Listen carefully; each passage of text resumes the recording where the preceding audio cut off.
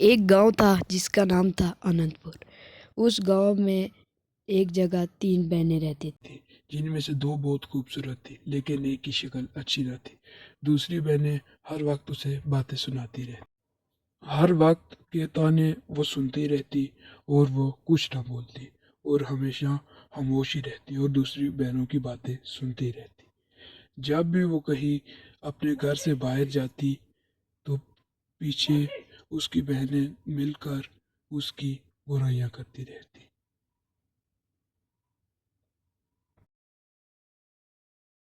ہماری بہن کتنی کالی ہے اور وہ ہمارے کسی کام کی بھی نہیں ہے۔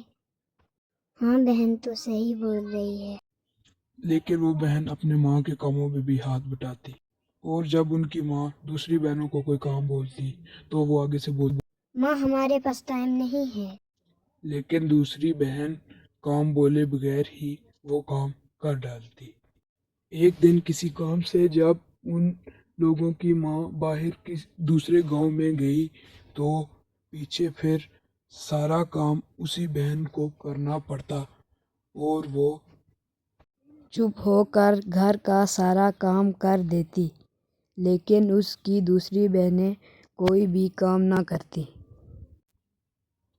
وہ دونوں گھومتی پھرتی اپنی سہیلیوں کے ساتھ اور باہر موج مستی کرتی رہتی۔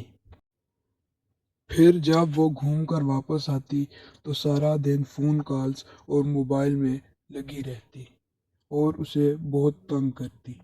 وہ سارا کام کرتی پھر بھی اسے بہت باتیں سننی پڑتی۔ ایک دن جب وہ سو گئی تو اس کی دونوں بہنوں نے مل کر ایک پلان بنایا۔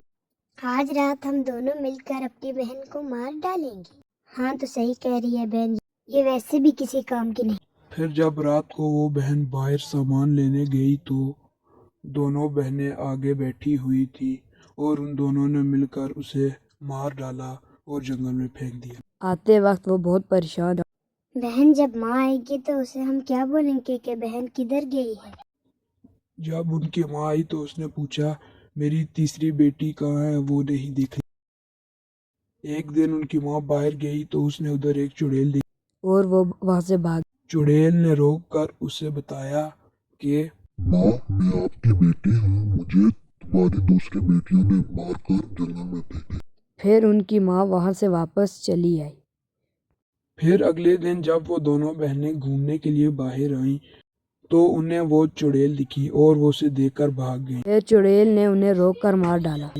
اور پھر وہ چڑیل اپنی ماں کے پاس آ کر بولی، ماں اب میرا بدلہ پورا ہو گیا ہے، اب میں جا رہی ہوں۔ وہیں کہانی ختم۔